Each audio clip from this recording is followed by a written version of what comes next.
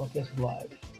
Hey everybody, this is Dimensions of the Supernatural with Maureen Grudzinski and Anthony Simonelli, my wonderful co-host. We are here tonight. How you doing? Dimensions of the Supernatural with we're Maureen difficulties Grudzinski and Anthony Simonelli, my wonderful I got the delay over here. I got it on 3 computers right now. So we are here tonight with our awesome guest, NORM DOMEK. He will tell us a little bit about himself, but just to give you a little tidbit, he is what is happening? There's so much weird stuff going on. He is a decorated military veteran. He is a chef. I mean, there's nothing that this guy can't do. He is fantastic, and he's got the best personality, and I think you'll see that shine through as soon as we have him with us.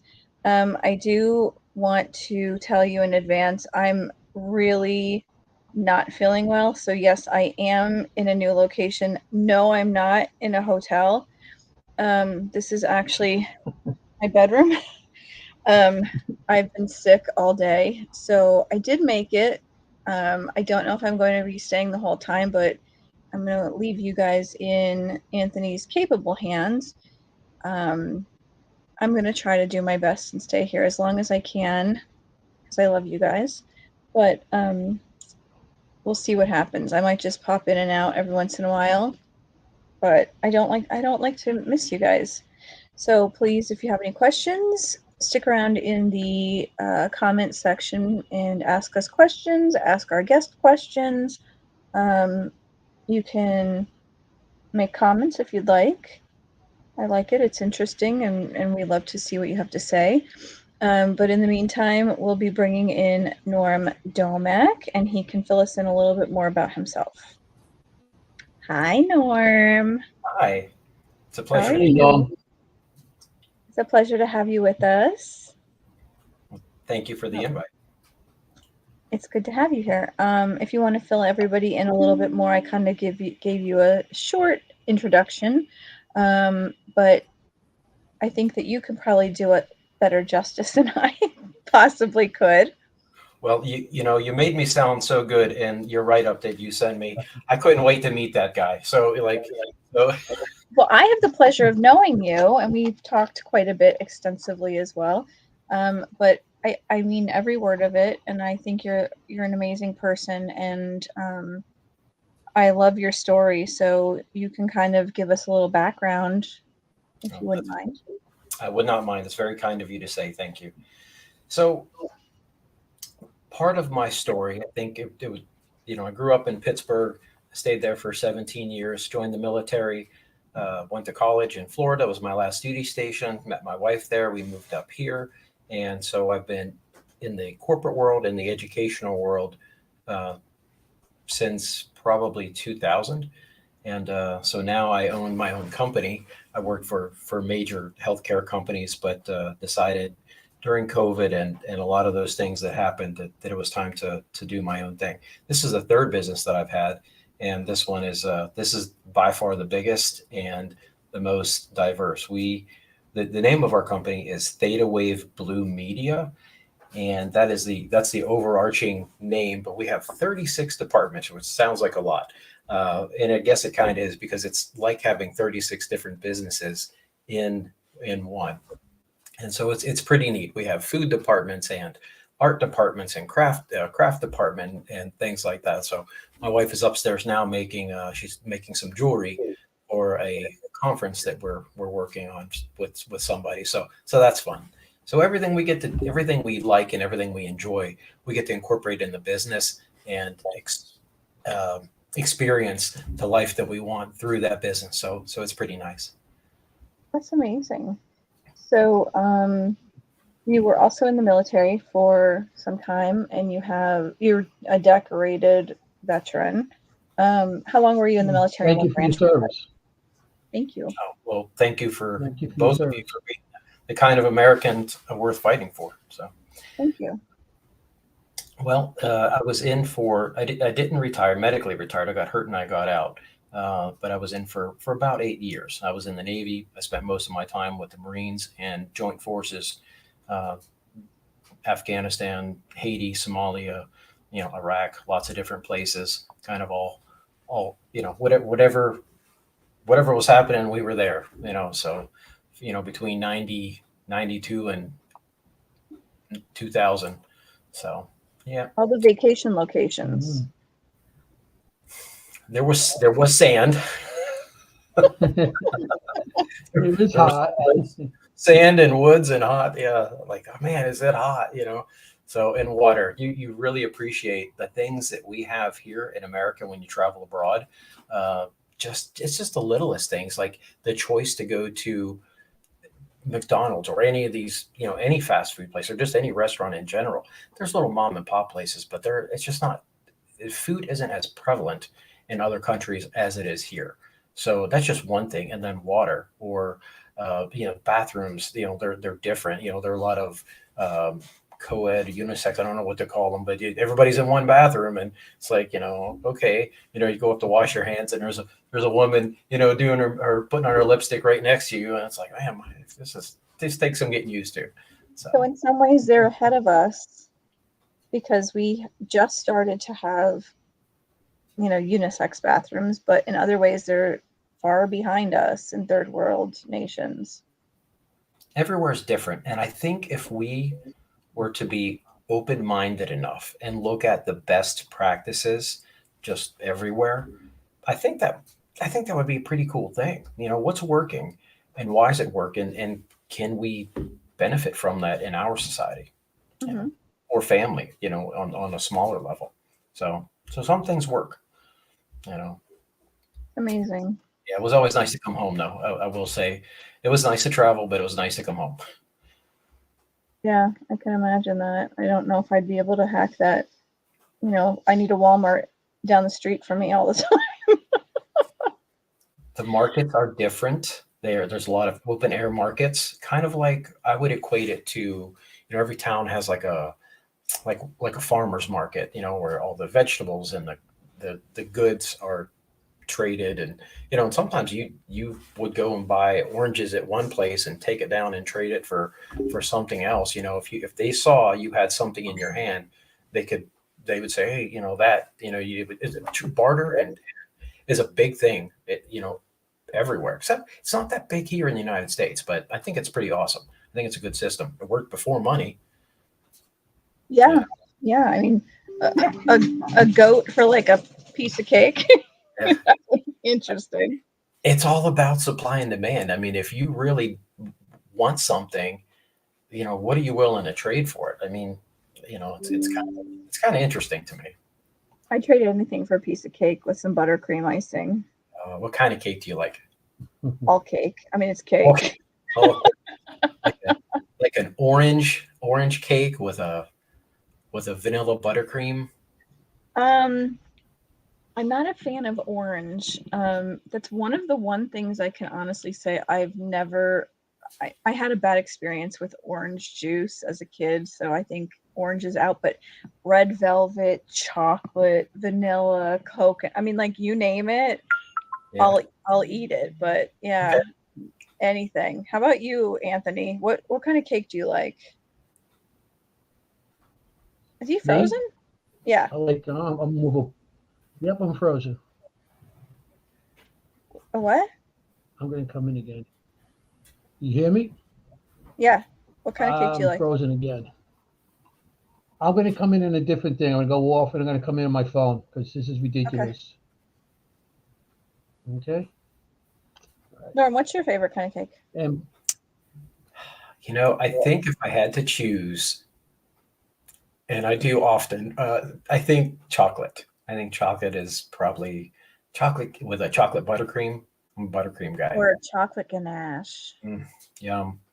I was along with being a chef, I was a baker for years. Really? So I did that. It was long hours. I used to get up at 3:00 in the morning, clock in by 3:30, work a full day. And so I'd work until like 1:00.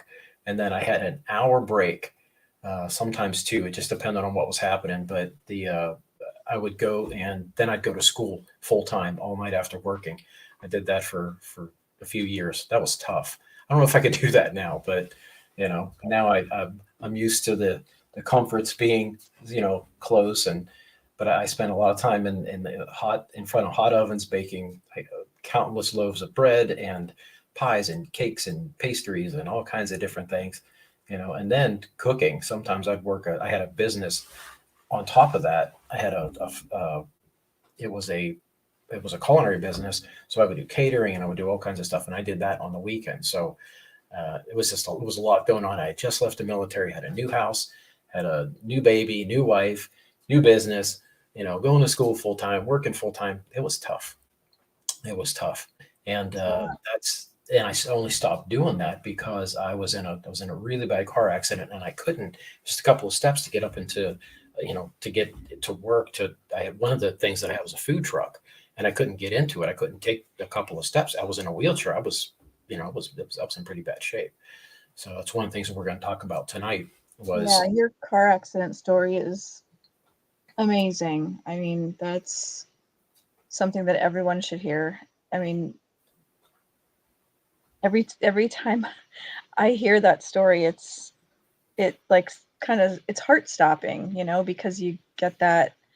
And I think if Anthony does come back at some point, I don't know what happens to him every show. So let me ask you this. Do you feel like you have abilities? Oh, I absolutely do. I have a web page where I do readings. So what do you feel your abilities are? I think my abilities are, I'm able to connect, I'm able to empathize. And when I make that connection, I'm able to see the things that, past traumas, some things in the future that may happen. I have the auditory. I'll hear different things from their spirit guides, my spirit guides, just random, spirits popping in. I'll see things, I'll hear things. It's interesting how it all worked. And at first, I thought I was losing my mind. I was just like, what is going on? And I thought it was my imagination. It's like, what, this can't be. I'm seeing a woman in a white hoop dress, and I'm walking downtown in an old town. One of them was downtown Pensacola, Florida, and if you've ever been down there in the historic district, it's absolutely gorgeous. And the houses and the buildings are still as they were, most of them, from the 1800s. And I could smell, just this wonderful like fish soup, but there's nothing around, and then you take a tour and you're like, oh, this used to be a seafood restaurant here back in 1900, so it was those kinds of things that would take place. Yeah. So how old were you at that time? Were you young? Did you not develop that ability until later in life? I think early on it was always very, very prevalent, but I didn't know any different because it's just the way it was. My mother used to say that I used to tell her about the people in my pillow. I would lay down and I would sleep, but I'd be in that middle part. I'd be in Theta. What I now know is Theta. And so I was, I had one foot here and 1 foot there, wherever there is. So yes, I remember seeing things and hearing things from a very, very young age. That's really interesting. Yeah. So did it develop more? I mean, did it develop more over time, or was it kind of like there it was and then it stayed there? It absolutely developed more over time. Every time I crossed the boundary of life, it became stronger, because I would cross the boundary and come back. And when I came back, it's like I I was already connected to that spiritual side. So when I came back, I brought that connection with me. So, six times that I know of.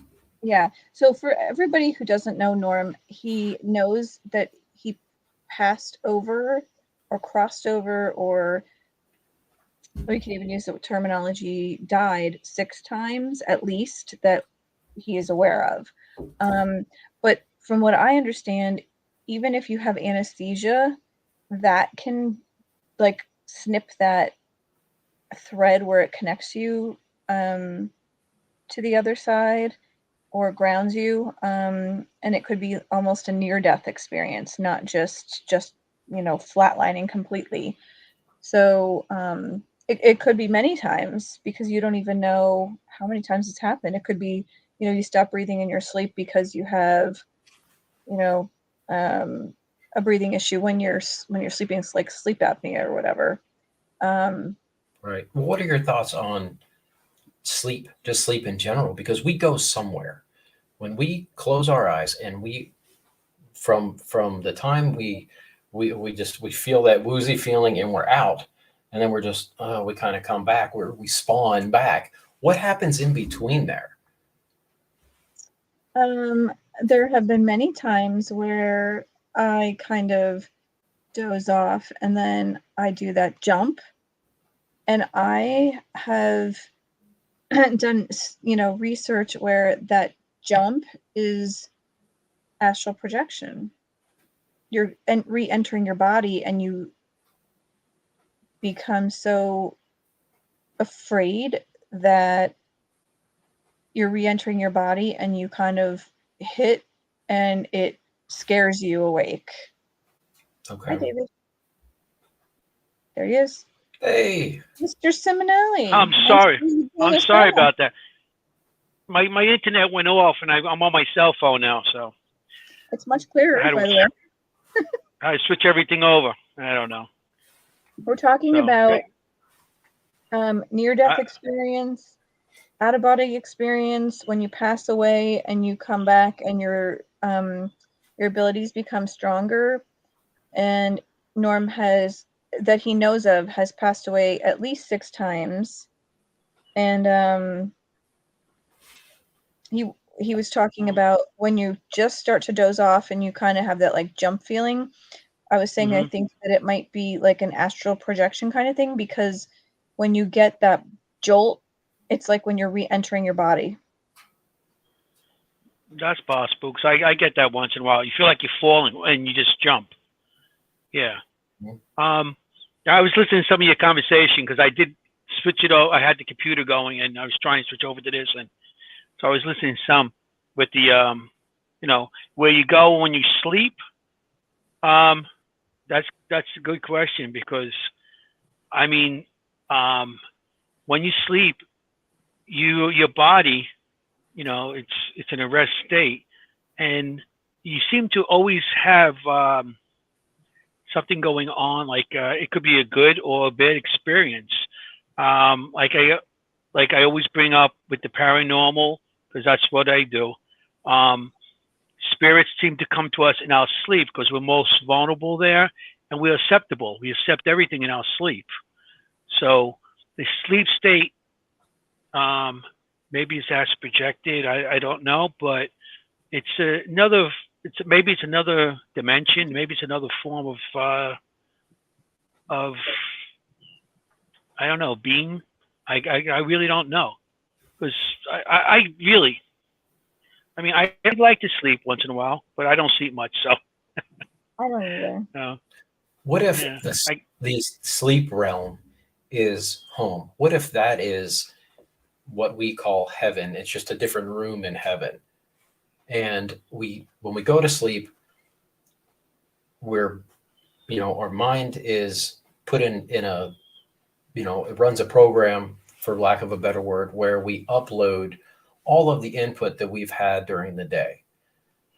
Maybe that's what it is. And so that we can, our higher self, can learn those lessons, like taking notes, putting them up there, so that when we when we're done with this physical body, we go and all of our notes are there, and then we have that, and we can go to the school and learn, talk about what we learned and talk about what we still need to learn next time around. I don't know. It makes sense to me. So. Mm-hmm. Yeah. Like I say, maybe it is another doorway to something else that opens up when we go into our relaxed state. Maybe it's, sleeping, it's like another form of meditation too. So maybe we bring ourselves somewhere else because we're into that relaxed state and, that mind, and we're more free to open up to certain things. So it's possible, It is. When it comes to sleep. And that's what makes all of this so amazingly interesting. There are different dimensions of the supernatural, and we're learning all the time, and we're sharing all the time. And some people will have a theory, and they stick with that, and there's no other input that they want from that. They've made up their mind, and that's that. Yeah. And if that works for some people, that's fine. There are whole religions that are based on this is the way it is. But there are people who are open-minded that are saying, maybe my way is not the only way. Let's take a look. Let me hear what you have to say. At the end of the day, I'll make my decision or have more questions. But let's hear each other out in a respectful way. That just seems to be part of the lessons that we're here to learn. I think. You got to be open-minded. Everybody has to be open-minded. Once you're closed-minded, and you just believe in one thing, and that's it. The blinders are on the side, and this is the way it is. You can't. You have to see what's around you, and you have to listen to other people's opinions, and you have to learn. And that's how we actually educate ourselves, by just listening. You can sit back and not talk and listen. And you see how much stuff you can absorb in that period of time of just sitting back and just listening to people talk, Do either of you find that the more life experience you get, you maybe wish you would have listened to the older people just a little bit closer? For sure. I mean, did. Yeah. I mean, I remember when my father or my mother or even my grandparents say something to us when you're a teenager, like, yeah. We all thought we knew it all. And then we got older, it's like, something? They're right. And sometimes we just act like, or say the same thing they said, and we sit back and say, I sound like my mother. Or I sound like my grandfather or something, because you don't realize that you absorbed it. Even though you were trying to avoid it, you did absorb some of it. And when you got older, then you realize, yeah, they were right. And it does come with age and experience through life, the way we precede ourselves. So I always, even like as a little kid, I always tended to be more in tune with older people. I was always an old soul. I wanted to be with my Nana and her sisters and my godfather, and they always told me old stories, and that's who I preferred to be around. Yeah, that's awesome. That's awesome. My grandmother taught me how to make bread, and that was cooking and baking was not on my radar at any point. I just thought it was neat where you can take flour and some water and a little bit of oil and just kind of mix it all together, shove it in the oven, and you've got some pretty, soft with some cold cuts. Man, some homemade salami that's been hanging up in the basement that my grandfather used to have. So, I didn't realize that was such a treat to have homemade baked bread and homemade cold cuts and homemade mayonnaise. And we'd go for walks and pick peaches, and it was just neat. And I just thought that's awesome. The way everybody experienced those things. Yeah. And it was that was not the case. When I went into the military, I was in boot camp. I couldn't eat for 2 weeks. I lost so much weight, and I was already pretty skinny. I couldn't eat anything. because my body wasn't used to that. The only thing I could eat was canned blueberry pie filling. That was it for Wow. 2 weeks. That's all I ate. And I had some cobbler crispy stuff on top, but it wasn't much. It was mostly just breadcrumbs and sugar quickly mixed together. I mean, food in boot camp isn't anything to write home That's about. stellar. But that's back when Your people did. body, You know, your body's going like to a detox. It's like, you know, you're not used to eating, you know, all those preservatives and everything. And it's, I guess, you know, you would have to learn me too. Me, I always ate anything. So that's why I got my belly and I enjoy food. That's good. We spent, as a species, we have spent, I don't know, it depends on your perspective, but some people say we're 200,000 years old. Some people say a million plus, who knows? At any rate, we have developed a way to keep those calories, and you know, it's a survival. It's for survival. So you and I will be fine as long as I'll have some chocolate cake and some cold cuts and some fresh bread. That's it. Keep going, man. I'm more like I love apple pie. That's one thing. That's one of my things. I love apple pie, and that's, you know, I'm more of a pie person than a cake person. Plus, the cake has some ice cream in it, you know. So Norm, can you tell us about your accident? I think people would be really interested in this. I can, but there are a couple little quick stories prior to that lead up. So it leads up to this. So I don't want to skip around too much. So that's why I feel like if we just kind of do things in order. Yeah, we don't want to miss anything that leads up to what happened. And so, with your permission, what I will do is I will tell one little story, and then we'll take a break, answer any questions, do what we got to do, and then we'll move on to absolutely. Because I know we only have 2 hours. We're already up on close to 8. So I'll just. You're almost done with all our questions. Okay, show's over. Excuse me.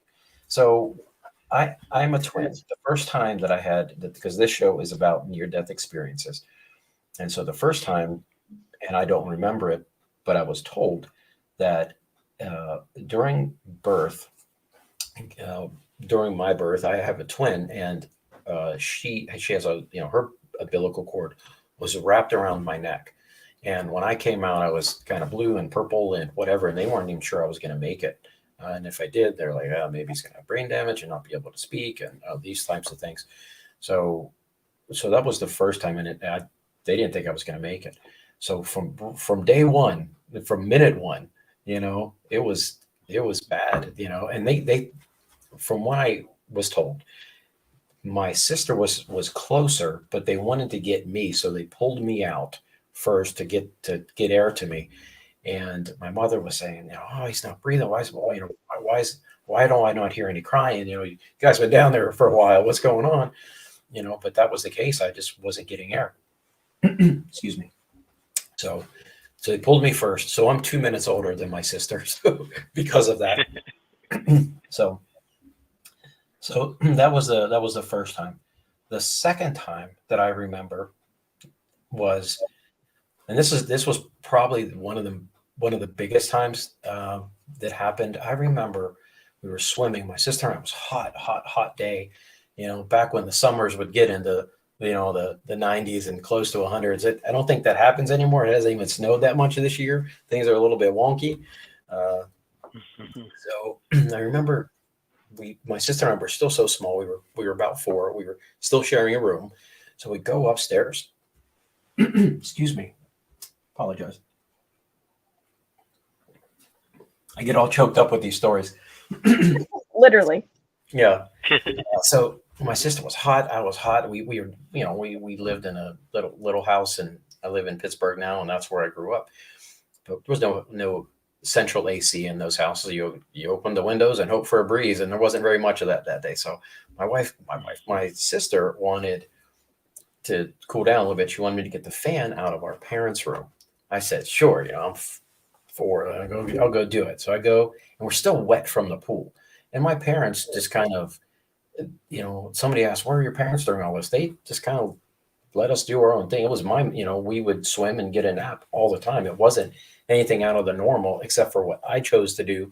And that was to go and into my parents' room and unplug the fan from the extension cord. But I couldn't do it. And my hands were still wet. And we just got out of the pool. And I couldn't pull it. It was slippery. So I got it and I held it and I bit down and I tried to pull it and then I did. Oh boy. I got it.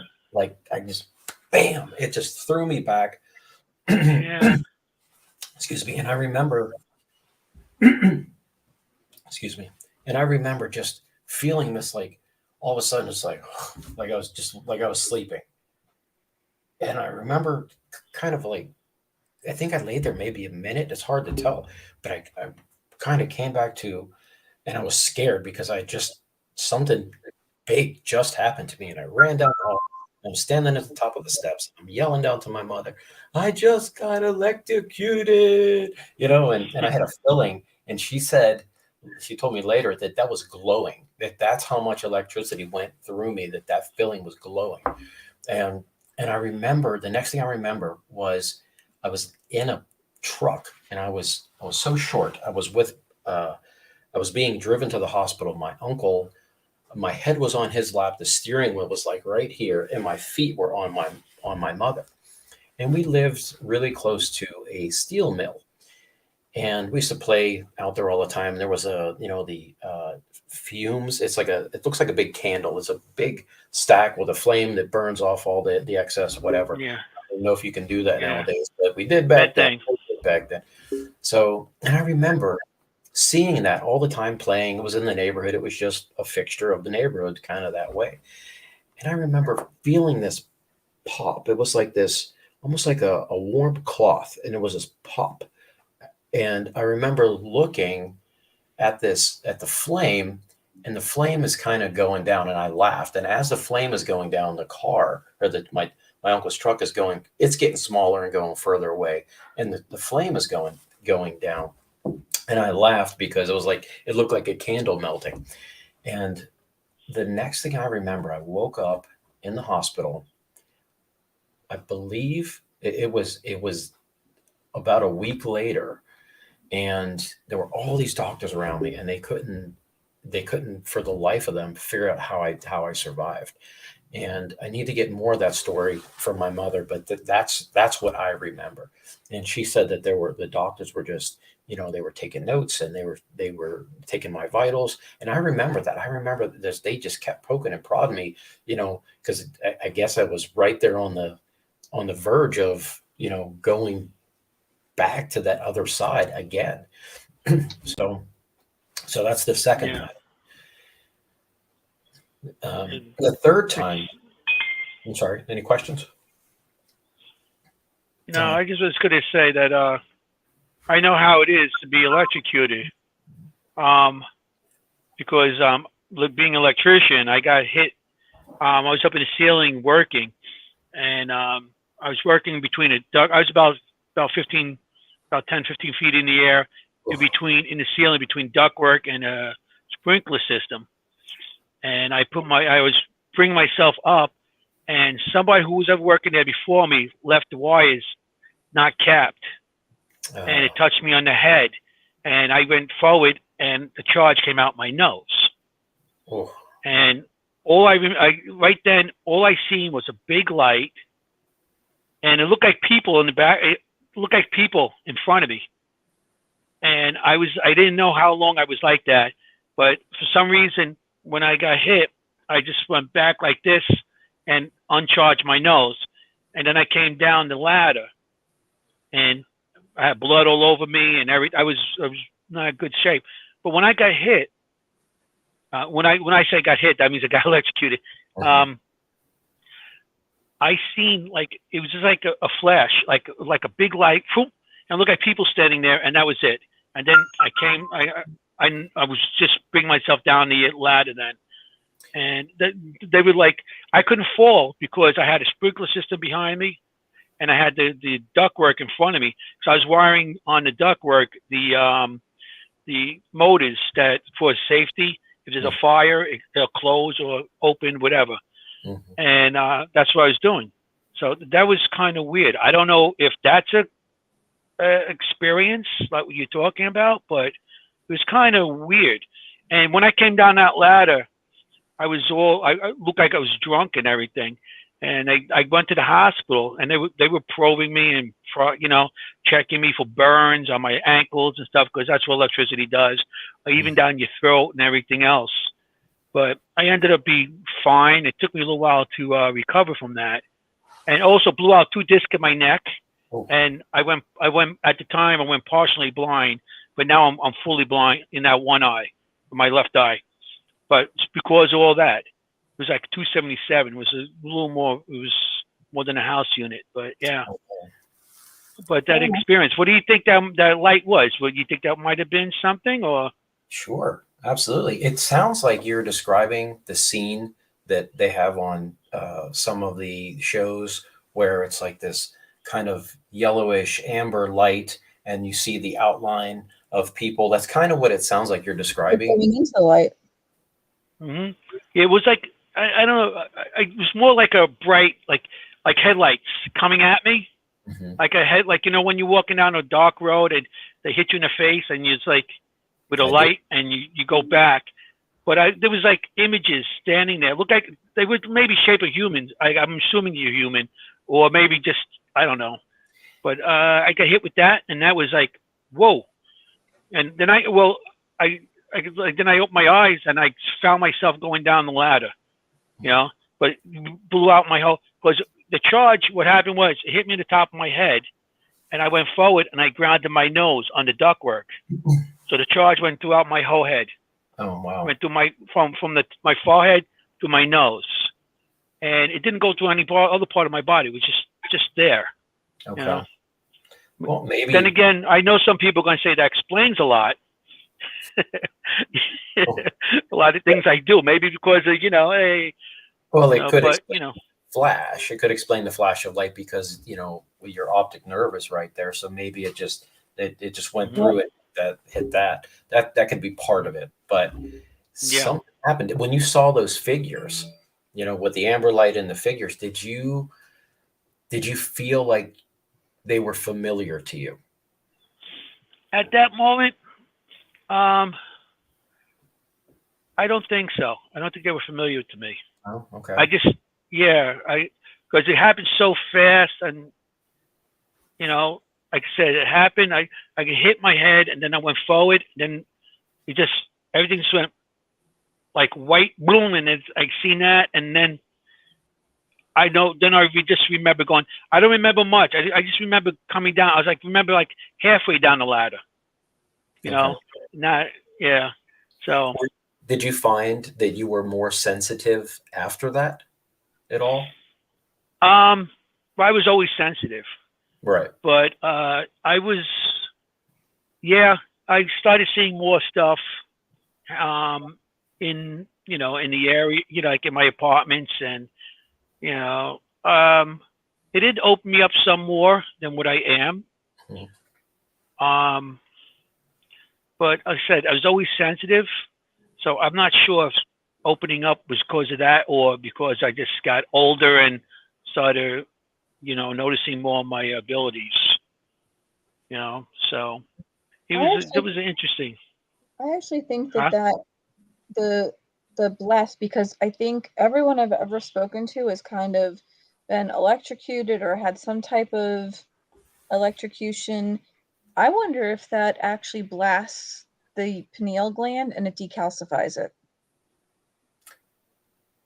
What an interesting thought. That would be something worth studying. Well, Norm, I don't sleep very much, and I lay here staring at the ceiling, and I have a lot to think about. So, these are the things that I think about all the time. Okay. Well, very interesting. Very interesting concept. I'm intrigued. Because it would kind of, the blast would be hard enough that it would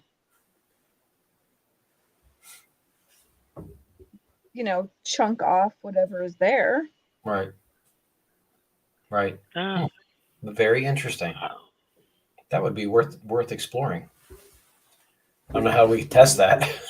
I don't know. Should we try it again?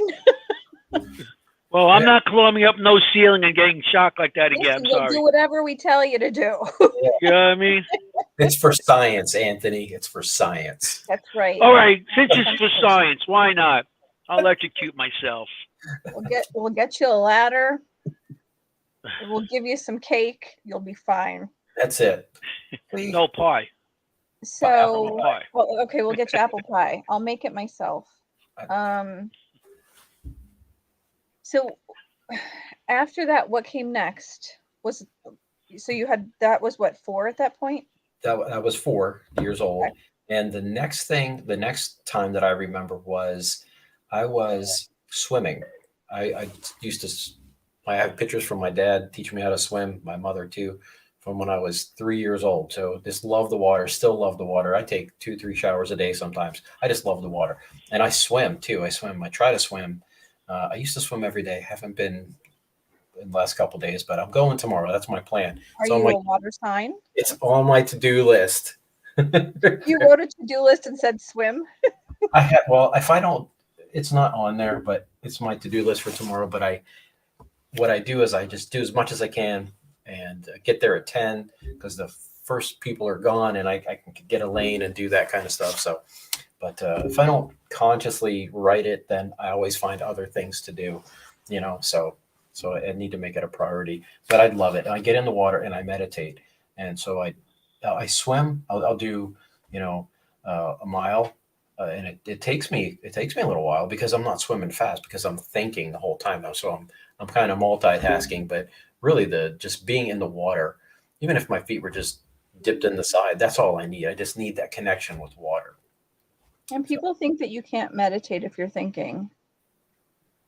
I don't know. I mean, if you're doing something repetitive and slow, I mean, if you're sitting there and you're breathing, that's repetitive and slow. I'm just in the water doing a slow breaststroke. I mean, it's just kind of like on autopilot.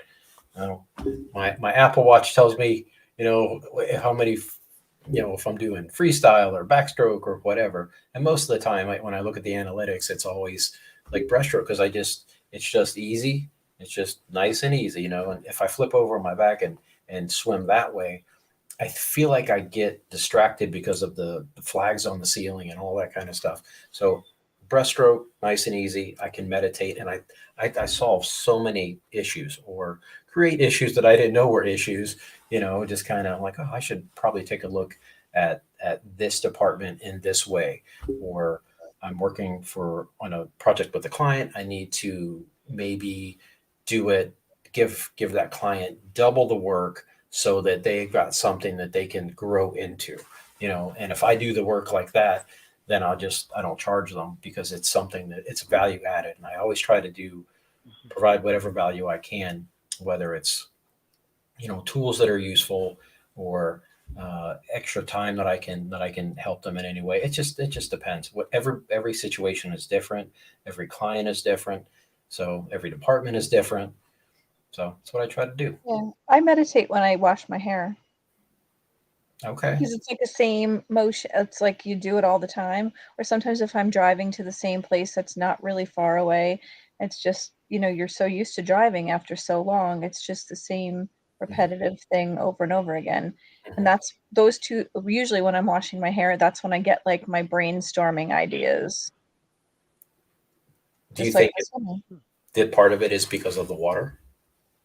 Possibly, because that's especially like a beach, that's my happy place. That's where when I meditate, I use a beach. Okay. Are you a water sign? I don't know. November 29th. Is that a water sign? So you are. That I think it is. That might be. That's a Libra, isn't it, or something like that? Sagittarius. Am I right? Sagittarius, I think. Well, November. Yeah, that's Scorpio, isn't it? Sagittarius. Sag. So what about you, Anthony? Do you like the water? I like the water, but I like to if it comes to, I like to stay out in the woods. More of a woodsy, You're an earth sign. type of person. I'm in Queens right now, New York. We don't have too much, Yeah. So I'm more of a woodsy person. I'm not much of a beach person. I go down there and listen. We used to have cake parties on the beach. That's about get a nice cake going in there, and I put it by the water, get nice and cold. That's about the beach I ever went to. But I'm more of a outdoorsy type, woodsy type person. Yeah. But I do, I do go to the beach and stuff still. But if it was a choice, I'd rather go into the woods, stuff like that. Okay. So I'm a Leo. I'm a lion. So I guess that's my zodiac sign. So maybe that's why I like the woods. You would be fire, Anthony, because I'm Cancer and Leo. I'm right on the cusp, and I always tell people I fire myself up and I put myself out with the water. Oh, so you just smoke. No. So you put yourself out. I fire myself up and I put myself out. But that would make you fire. And Norm, you're fire also. Okay. What are the signs? So you're Fire. Sagittarius. You're Sagittarius. Yeah, and you're fire. Now, I was also told by an old woman. She said that I told her I was Sagittarius. She said, "No, you're not." And I said, "Well, I've always been told that, and according to the menu at the Chinese place, it's the year of this, and I'm Sagittarius and whatever." And she said, "No, honey." She said, "You're something called Ophiuchus." That was the 13th sign that dropped off. Who knew? But that's apparently what she told me that I was, and I was intrigued, and I didn't do too much research about it because there's not too much out there about it. When they take away information, they scrub it, and unless you look in old books where things can't be updated on, by anybody at any time, like, some wiki pages. I don't want to say any names. I don't know what the legal ramifications are, but if we can bend and shape the information at any time, how do we know what's accurate? I mean, the facts not matter, I don't know. It's like anything else, anything 13, which we had on the show last week, anything 13 was taboo, so they got rid of all of it. Do you think that was part of was that part of the 13th sign being eliminated? Okay. Yeah. And what does that throw off? If everything. Like calendars, are man-made, and what is it? Ethiopia has it's like the year 1200 or something in their time, because they didn't. I think they never adopted the Gregorian calendar, So what is the truth? Are there 7 days? Are there just one big day with a break in the middle that we call night? They go, what is it? How do we, the way we mark time? Well, I'm retired, so every day is Saturday to me. Okay, fair enough. I don't know. I really think that there's a time warp going on right now, because I don't know. It seems like there's time missing all the time. Mm-hmm. Does it ever feel like time is still, like absolutely stopped to you? Yes. Okay. I guess you feel the same way. I do. Sometimes I live in Pittsburgh, suburb, nice little suburb. It's called Munhall Gardens, and it's beautiful here. But when I was a kid, everything was loud. There were mills everywhere. There were trains everywhere. There were trucks everywhere. It was just loud, no matter where you went in the city or around the city. I live near Kennywood. I don't know Kennywood Park, if you guys know that. It's kind of. You do know of it? I know of it. I don't know a lot about it, but I've heard of it.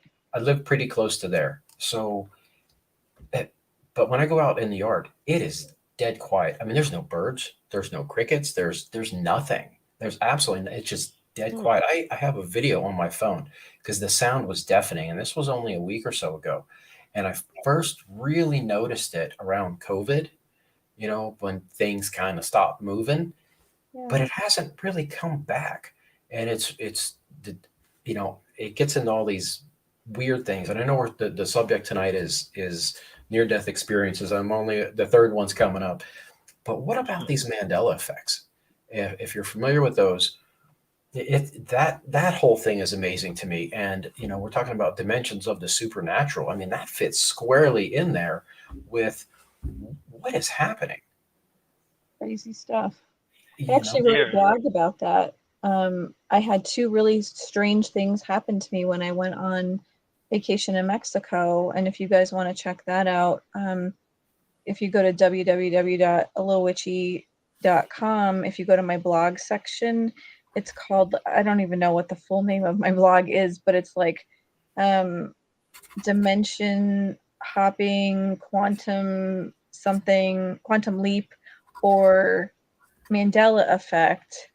And the story is absolutely crazy, but I can vouch for this because I would never really lie about something like this.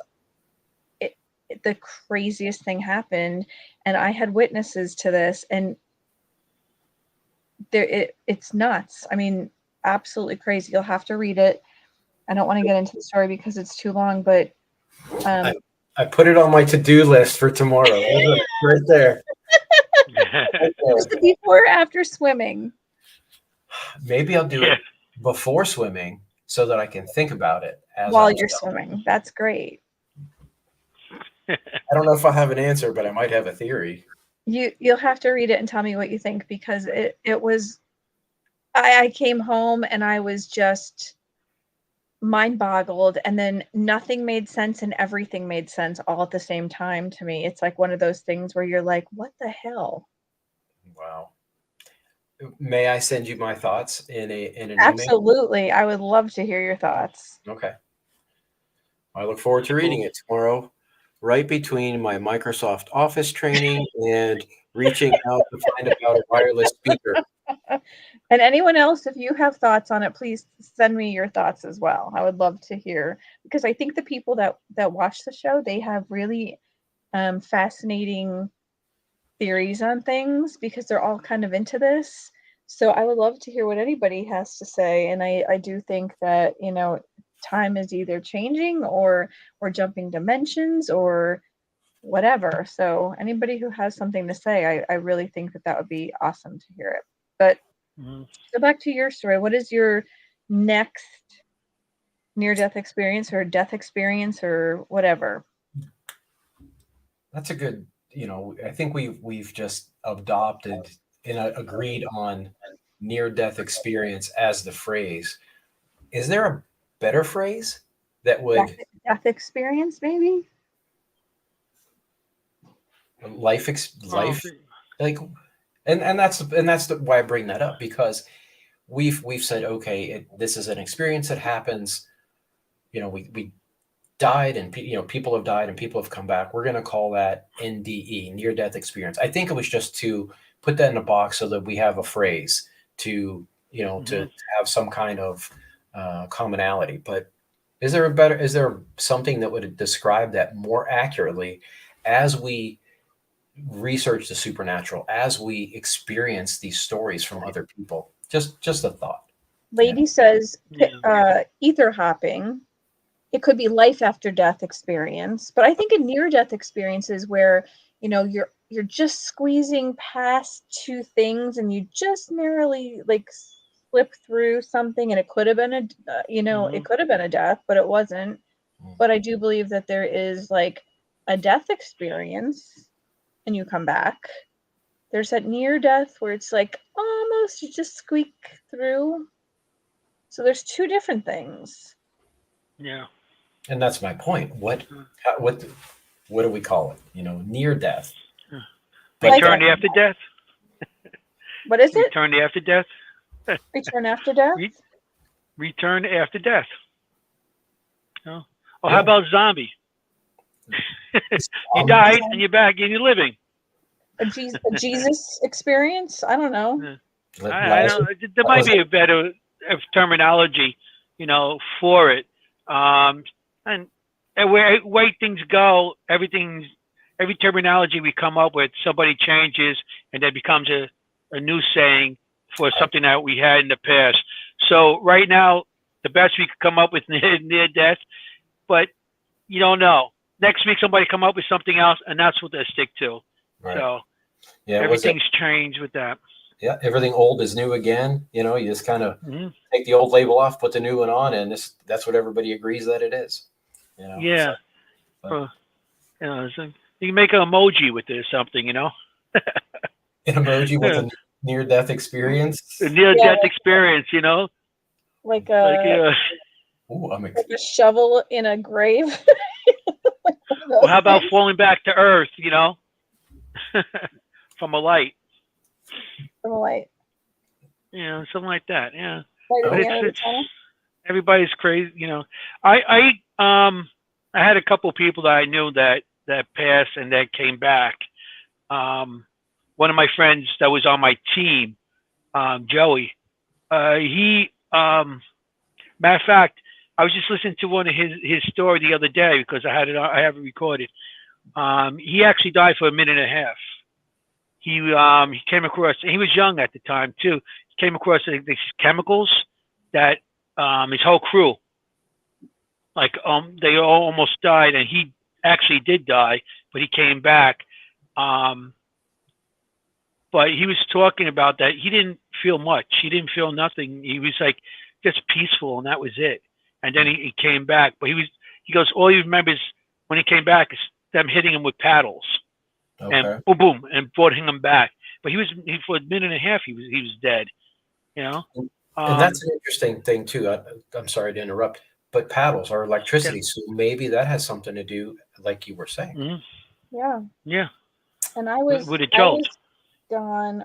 I had a kidney biopsy, and I crashed. And I remember hearing everything around me, even after I was gone. And then I remember just having a great nap for a little while, and I don't know how long I was gone. It was definitely over a minute, and they didn't have to use paddles or anything, but I was in a CAT scan machine. So there was electricity involved, along with, you know, they had an IV in me, and I was hooked up to machines. So when I did come back, I was like, I really don't want you to bring me back. This is a fantastic freaking nap. Like, just leave me go. And then they said that they couldn't give me the anesthesia to go along with it. So they just went with nothing, basically. And I had to go through the 6 pieces of the kidney being taken with the whole thing. And let me tell you something, that's not something you want to have done. Oh my goodness. Without anything. Oh, yeah. No, Norm, you said at birth that you had I guess we're going to use the phrase near-death experience. That's the best phrase we have now to explain it. Like I said, so maybe one day somebody change it. But do you have any sort of abilities with the, seeing people? I missed the first part of the show because my my equipment was screwed up on me here. Right. But I don't know if you spoke about it. But you were talking about when you first. Do you feel that you have any abilities to see anything with any kind of what am I trying to say? Like a sensitivity to the afterlife or any kind of spirits or anything like that? I absolutely do. Yes, there are times. One of the things that happened is when I was leading up to the car accident. I was in the military and I got hurt and I ended up getting, hurt bad enough and getting out, but every time things got a little bit stronger. It's kind of like how the easiest way to describe it is if you ever see like something on a computer screen where you can adjust the fade and something it's a very clear picture, but you adjust the fade and it becomes a little bit more translucent. I could, there's times where things are very faded, and there's times that things are very, very clear. There are times that sounds seem very, very far away, and there's times that I will hear them right in my ear. I just had an experience not too long ago, and it was right before Halloween. It was at the pool that we were just talking about. I haven't told anybody about this, but now, so here it is. This is the grand unveiling, I guess. But I was in the pool. Premiere. I was swimming. This pool was built in 1898, I believe, and Wow. so it's an old pool. The Carnegie built it, for the community, allegedly back in the 1800s. I want to say it was 1898. I volunteered at the library, and there's the number, the year is on that card. But I was in the pool and I was swimming. I was meditating, and it was about time to get out. But I was swimming down, and all of a sudden I hear under the water, because I spend most of my time underwater, and I heard this child scream, and I looked over, and there was nobody next to me, and I'm underwater at this point. And I looked over, and I climb up the ladder, and I look around. There's only one person in the pool, and there was an elderly lady all the way in the corner she was on the opposite side of the pool. There was no one around me, no one at all, but there was a child. And it sounds like almost like a play, like when a child, I think we may have all done it. You go under the water and you scream as loud as you can, and there's to be somebody next to you, and you guys scream, and then you come up and you laugh, and you just keep doing that. That's what it sounded like. Now, was it the spirit of somebody who may have passed? A child maybe have drowned in that pool? Possibly. I didn't tune in to see. It was just like, okay, there it is. And it was really loud, and it felt like it was like that person was right here, that as loud as it. So to answer your question, yes, there will be times when, and I will be, my wife and I, we met in college, and we'd be studying, and be talking, and again, a meditative thing, kind of quiet, focused, kind of thing.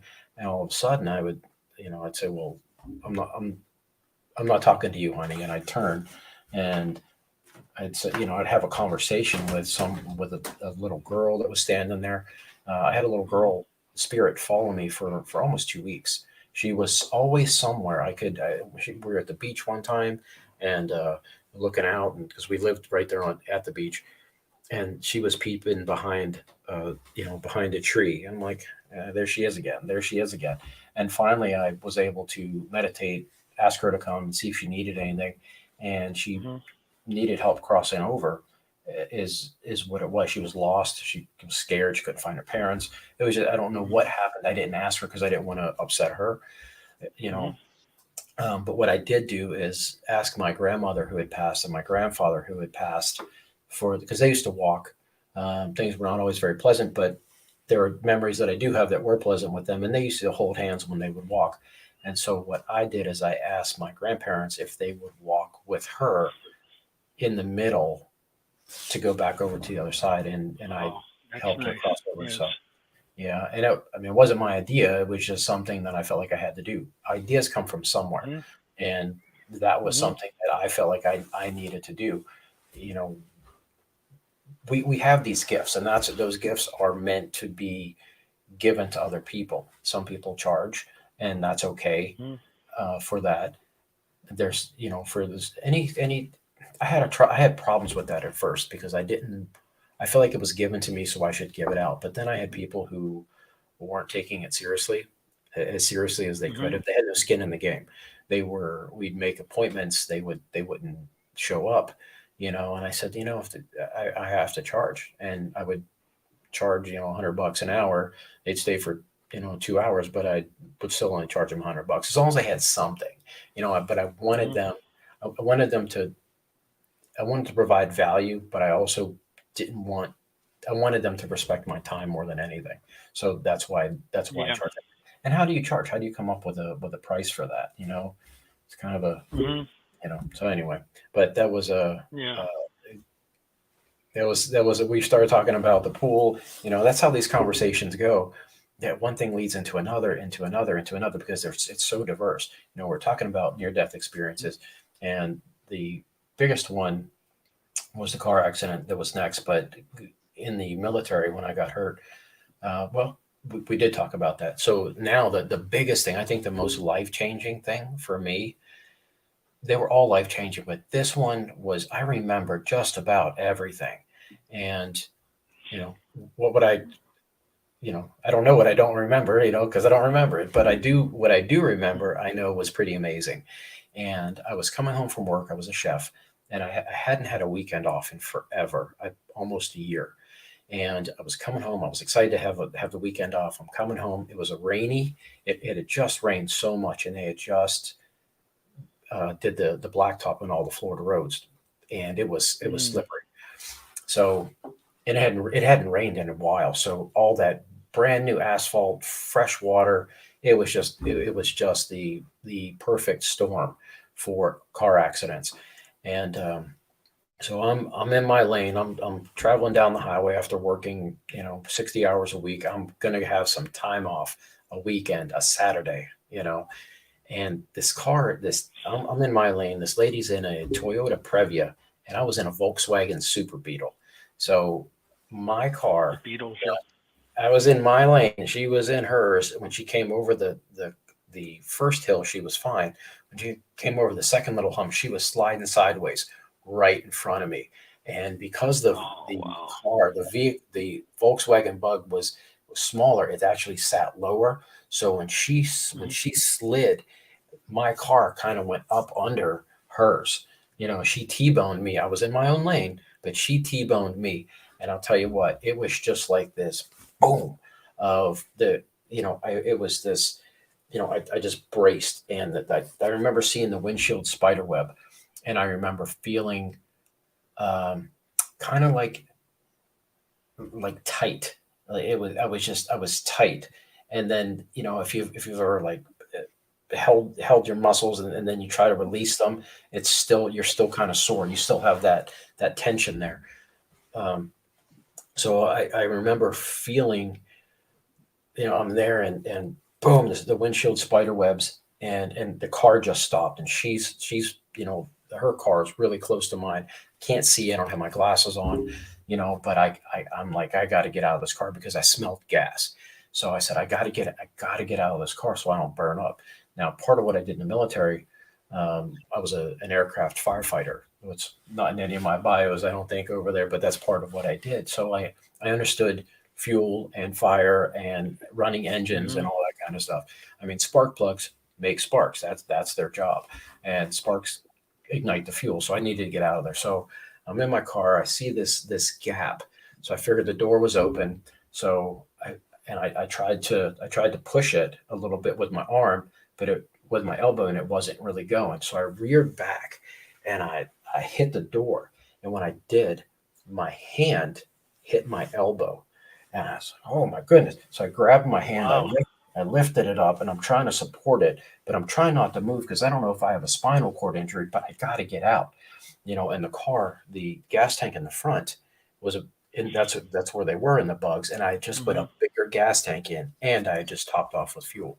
So I had extra, it was everywhere. It had come through, and it was filling up the wheel wells, and I couldn't move my legs to get out. And my shoes are filling up with gas. It was awful. What had happened, I was pinned down. I asked this lady came up, and just the sweetest angel. She comes up and she says to me, she says, honey, I called the ambulance. They're on the way. Don't move. And I said, I got to get out of here. I just got to get out. And I tried to move my legs, and my foot wasn't moving. The dashboard had rolled down and pinned me in there, and it had broken my femur, my right femur. What I didn't know was the clutch had gone through my left foot and twisted my foot around, and I was pinned that way. So I was pinned with my foot. I was pinned with the dashboard. It had rolled down. It had ripped my left knee off again, and it looked like vermicelli, like angel hair pasta is what it looks like in a knee. I never knew that, but I saw it. And when the firefighter, the guy came, I remember just laying there. I remember just, I couldn't move. My arms busted, my legs are busted, my ankles jacked up, and I was trying to see what's happening because I was still conscious, and I'm trying to see. And every time I blinked, it was just getting more red. And it was like looking through pink sunglasses is what it was, because I had so much blood in my eyes. And so I, I, I leaned back, and I'm just so tired. The adrenaline is wearing off. I had been there for a minute, and the adrenaline's wearing off. And I just felt like I was being pulled to sleep. Just like, let me just rest. I'll be fine. Let me just breathe, take some breaths. And when I did that, I felt like I was being pulled to sleep, and everything around me was like a television, and it got close. Sorry, it got closed down, and it kind of floated up sideways, like looking at the screen at an angle, and everything was dark, but I felt wonderful. It was like the best food, the best sex, the best music, the best everything that you could possibly imagine, and it was all rolled into one. And I was like, well, okay. And it didn't feel like I was sleeping. I was rested, and I was happy, and I was content, more content than I think I may have ever been. And it was just like, whoa, this is okay. This is cool. And I remember feeling, I didn't hear anything say, it was a feeling, do you want to stay here, or do you want to go back? And at that point, I was like, I can't stay. I didn't think I was dead. I didn't realize I was dead, but I Mhm. was there, wherever there is. And I said, I don't want my daughter to grow up without a dad. She was about a year old. And I said, I don't want my daughter to grow up without a dad. And as soon as I thought that, I was back in my body. And when I would, what happened, I remember feeling like this whoosh of air. It just came into me, and I sat up. And when I did, there was a sheet that slid off of me. I was dead. That was a sheet. And I remember seeing there was two Wow. firefighters, and they were up there, and they were talking, and they looked over, and like the guy said, "Holy crap!" Well, somebody said, but he's, "Holy crap, he's alive!" So all these guys, there's people coming. I'm now seeing all these people. There's all this action. They're cutting the car apart. They're telling me, move here, try this. They're getting the jaws of life. They opened that car up like a flower. When they came in, when they got enough room to come in, there was a firefighter, and I said, "Hey man, can you take the car out of gear? It's jabbing me in the leg." And I heard him move the gear shift. He said, "Man, it's in neutral." And I said, "Oh shit, is my bone sticking out?" He said, Hmm. "Yeah." I said, "Is there blood?" He said, "Not much." He said, "There's not much left in you." He said, "I'm going to try to," I said, "Throw," I said, throw a pencil in there, because I worked crash and rescue when I was in the military. And I said, I'm telling him what to do. He's like, "We got it, man. Just relax, like just focus, just try to breathe. And so they're doing all this stuff, and they're cutting me, and I feel them trying to get the board and get me out. And I remember, as they're pulling me out, looking down at the double yellow line, and I'm thinking, "Oh, legally, I'm still in my lane, so I'm okay." That's what I was thinking, you know. And so I go. They were supposed to put me. They called the helicopter life flight to come get me, because I didn't have much time left. I was already dead. They just thought I was on borrowed time. So I was there, and I'm waiting, and they're getting me ready. And then they get a call. They're like, "Hey, we're sending you in an ambulance." Actually, I heard them talking. They said, "We're going to have to send this guy in an ambulance." Life flight broke down on the interstate, and the guy, that patient died. So the helicopter died. That patient died. So they put me in an ambulance, and it was the roughest ride ever. I remember being bounced around like a ping pong ball in a shoebox. It was awful, and they're asking me these questions. They're like, "Let me see your teeth. Did you lose any teeth?" And they're asking me all these questions. And it was just, it was so bad. I mean, my arm was in pieces. They had me, like, everything was splinted and wrapped and everything else. And I remember going to the hospital, and the doctor saying, we're going to need to get him in surgery now. And so I was there. I remember hearing that. I remember I must have fallen asleep, and I felt like it was raining. And nobody's heard this story, this part of the story, Maureen. I was in there waiting to go into surgery, and I felt this rain. Like I was it was a nice place, like a garden, but it was raining. And all of a sudden I woke up, and my twin was above me, and she was crying. It was hitting my cheek. Oh, So, wow. and it was Friday night. We were supposed to go, and we always watched, we'd get together and watch Futurama and all the stuff that was on, must see TV on Friday nights or whatever, must see, but that was our time together. And I actually had, the night off. So that was going to be nice, but I never made it to that because I was in surgery for, I want to say they said 18 hours. And it was rough. I lost, through all of that, I was in a wheelchair for about 2 years on and off. Most of those 2 years, I had multiple surgeries. I had 6 surgeries just on my left ankle. I had surgeries on my knee, on my femur, I've got pins and plates. I don't know if you can see like here, but I've got a bunch of scars on my head, and that's where the windshield kind of wrapped around my head. And not only did it wrap around my head, that rose colored, that rosy, that blood in my eyes. The reason there was blood in my eyes is because 1973, they didn't have safety glass. So when I saw that windshield spider web, I was jarred, and my glasses were off, and I had shards of glass in my eyes. It's one of the things when they were pulling me out of the car, they're like, tape his eyes, because my eyelids were just shredded. So, but they grew back. I have nice long lashes. I always did. So it's a miracle. It really is that I pulled through. They told me, they said, we know you went to school to be a chef. You hang it up. You're not going to be able to walk again. You're probably going to be in a wheelchair the rest of your life, and I said, well, you don't know me. They're like, yeah, we understand you're being optimistic, but the reality is you're probably not going to walk again, and if you do, it's going to be with a walker, and only for short distances, but we don't see that. We won't, because of the extensive damage of your hips. My hips were broken. My hip, my femur, my knee was torn off, my ankle, all kinds of stuff. When they cut me out of the car, they had on the Volkswagen Bug on the steering wheel, they have it's called the Wolfsburg crest. It's a castle with the lions. When they cut that off with the jaws of life, it shot out. Boom, and it hit me, and it collapsed my lung. So I was already in bad enough shape. Now I can't breathe.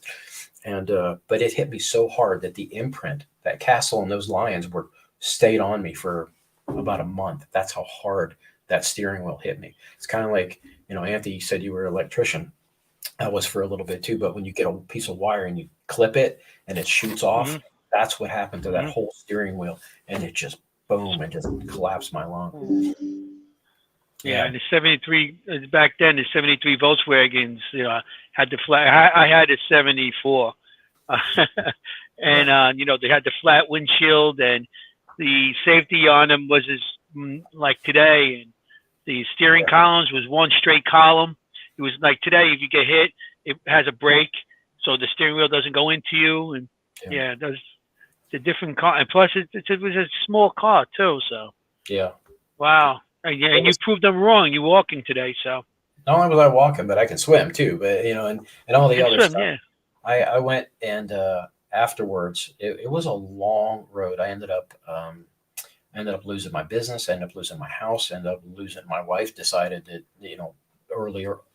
early on in that situation that she just didn't want to do that anymore. My ex-wife at the time now, and the thing that hurt me about that is she took my kid with her. That hurt. That was the big part, so here I am sitting in an empty house with a bunch of bills piled up that, my kid's not there. I mean, it was tough, and, I had no business because I couldn't work, it was bad. And if it wasn't for my sister and some friends that I met, letting me hang out there and, kind of recuperate. And my aunt, I have an aunt who said, look, just here's some money, get better, just focus on getting better. And it was amazing. It was amazing. But the things, when I say I lost everything, I lost, in retrospect, I lost the things that weren't helping me be where I needed to be according to whatever life path that I had decided that I needed to go, me and God, or however that works. And at the time it was tough because everything I knew was just changing, and I never in a million years would I think that I have, the life that I have now, with as comfortable as we are, and my wife, and everything that we do and have, and we continue to do. I never thought I'd be here. I was living in my van for a while. I mean, I was homeless. Mm. I had an '87 Aerostar Wow.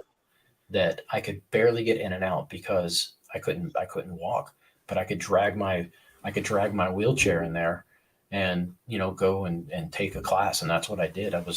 Because I needed my GI Bill money to survive. Mm. Yeah, it was tough. It was tough, but our near death experience, with that, that accident was the best thing that ever happened to me in terms of shaking loose what wasn't serving me for the greater purpose. Mm-hmm. It was hard. It was hard to think that way when you're going through all of that, because as a young guy, I was 25, I think. Everything I had was gone. Bank accounts were wiped out. Everything I had worked basically my whole life for was gone, because I put big chunks of money into that house so I wouldn't have a long, I had a 15-year mortgage, and I was going to pay it off in 15 years. I had a business that I had just invested in. So all these things, with a new baby and all the expenses that come with that. So financially, I was depleted, and that was tough, and then everything financially was gone.